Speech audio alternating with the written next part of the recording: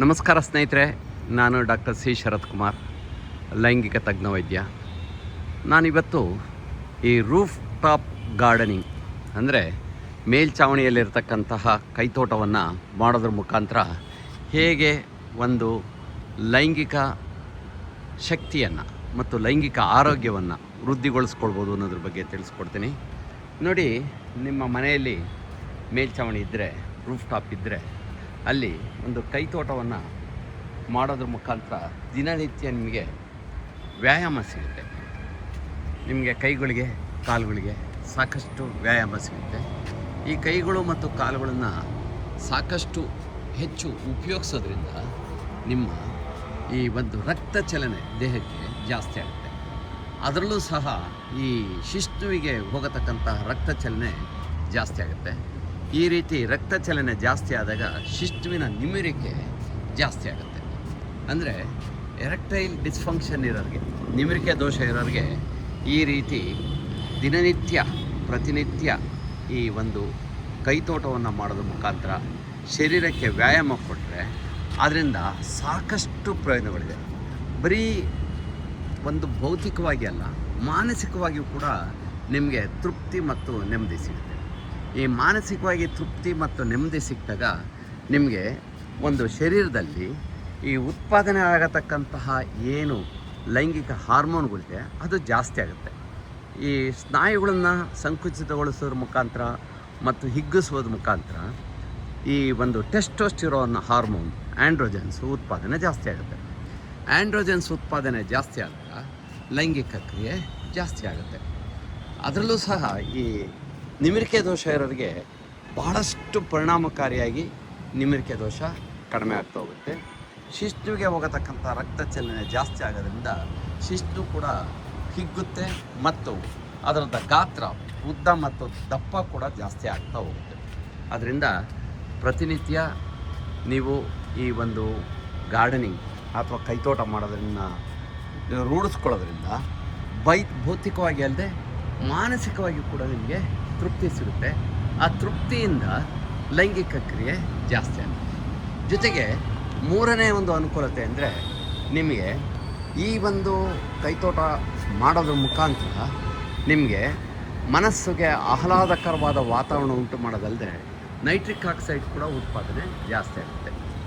Nitric oxide ಉತ್ಪಾದನೆ ಜಾಸ್ತಿ ಆದಾಗ ನಿಮಿರಿಕೆ ಚೆನ್ನಾಗಾಗುತ್ತೆ. ಆರ್ಥಿಕವಾಗಿ ಕೂಡ ನಿಮಗೆ ಈ ಗಿಡಗಳನ್ನು ಬೆಳೆಯೋದ್ರಿಂದ ಉತ್ತಮವಾದ ಒಂದು ಇದು ಸಿಗುತ್ತೆ.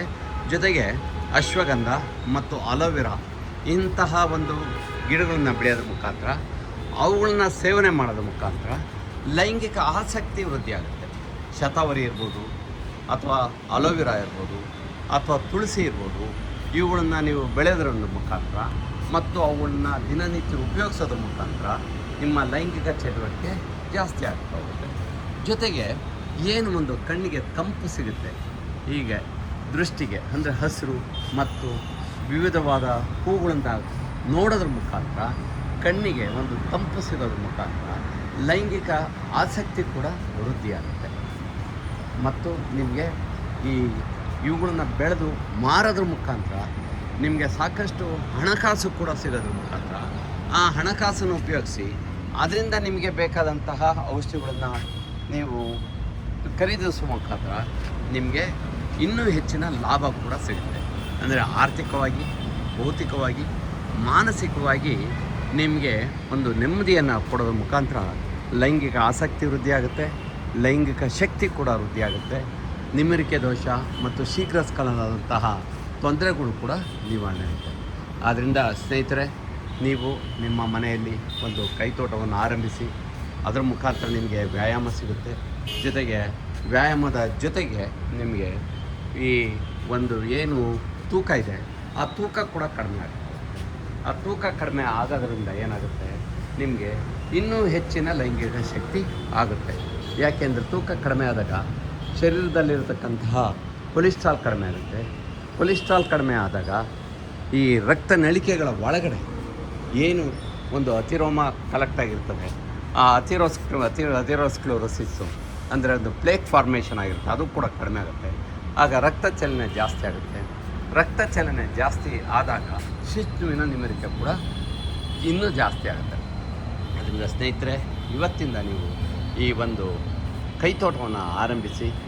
ಜೊತೆಗೆ ನೀವು ಹೊರಗಡೆ ಹೋಗಿ ವ್ಯಾಯಾಮ ಮಾಡೋದನ್ನು ತಪ್ಪಿಸುತ್ತೆ, ಜಿಮ್ನೇಷಿಯಮ್ಗೆ ಹೋಗೋದನ್ನು ತಪ್ಪಿಸುತ್ತೆ, ಮತ್ತು ಹೊರಗಡೆ ವಾಕಿಂಗ್ ಮಾಡೋದನ್ನು ತಪ್ಪಿಸುತ್ತೆ. ಇವುಗಳಿಂದ ಏನಾಗುತ್ತೆ, ನಿಮಗೆ ಪೆಟ್ರೋಲ್ ಉಳಿತಾಯ ಆಗುತ್ತೆ, ನಿಮಗೆ ಸಮಯ ಕೂಡ ಉಳಿತಾಯ ಆಗುತ್ತೆ. ಮತ್ತು ಹೊರಗಡೆ ಹೋದಾಗ ನಿಮ್ಗೆ ಏನು ಒಂದು ಪೊಲ್ಯೂಷನ್ ಇದೆ, ಆ ಪೊಲ್ಯೂಷನ್ನು, ಈ ಒಂದು ವಿಷಪೂರಿತ ರಾಸಾಯನಿಕ ಕ್ರಿಯೆಗಳನ್ನು ಸೇವನೆ ಕಡಿಮೆ ಆಗುತ್ತೆ. ಆ ವಿಷಪೂರಿತ ರಾಸಾಯನಿಕಗಳ ಒಂದು ಸೇವನೆ ಕಡಿಮೆ ಆಗೋದ್ರಿಂದ ನಿಮ್ಮ ಲೈಂಗಿಕ ಶಕ್ತಿ ಇನ್ನೂ ಜಾಸ್ತಿ ಆಗುತ್ತೆ. ಆದ್ದರಿಂದ ಪ್ರತಿನಿತ್ಯ ಒಂದು ಈ ಕೈತೋಟವನ್ನು ಆರಂಭಿಸಿ, ಅದ್ರ ಮುಖಾಂತರ ನಿಮ್ಮ ಲೈಂಗಿಕ ಆರೋಗ್ಯವನ್ನು ವೃದ್ಧಿ ಮಾಡ್ಕೊಳ್ಳಿ. ನಮಸ್ಕಾರ. ಈ ಒಂದು ವಿಡಿಯೋನ ನೋಡಿದ್ದಕ್ಕೆ ನಿಮಗೆ ಧನ್ಯವಾದಗಳು. ನಮ್ಮ ಚಾನಲ್ಗೆ ಸಬ್ಸ್ಕ್ರೈಬ್ ಮಾಡಿಲ್ಲದೇ ಇದ್ದರೆ ಸಬ್ಸ್ಕ್ರೈಬ್ ಮಾಡಿ. ಪ್ರತಿನಿತ್ಯ ಒಂದೊಂದು ಹೊಸ ವಿಡಿಯೋ, ಅಂದರೆ ಲೈಂಗಿಕತೆಗೆ ಮತ್ತು ಆರೋಗ್ಯಕ್ಕೆ ಸಂಬಂಧಿಸಿದ ವಿಡಿಯೋಗಳನ್ನು ಮಾಡ್ತೀನಿ. ನೋಡಿ, ನಾನು ಹಿಂದೆ ಮಾಡಿರೋ ವಿಡಿಯೋಗಳನ್ನು ನೋಡಿ. ನಮಸ್ಕಾರ. Thank you. ಧನ್ಯವಾದಗಳು.